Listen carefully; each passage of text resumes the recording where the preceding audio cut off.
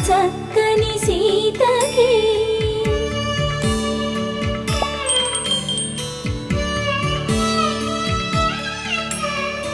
ఎర్ర జాబిలి చేయి రాముడేడని అడుగుతుంటే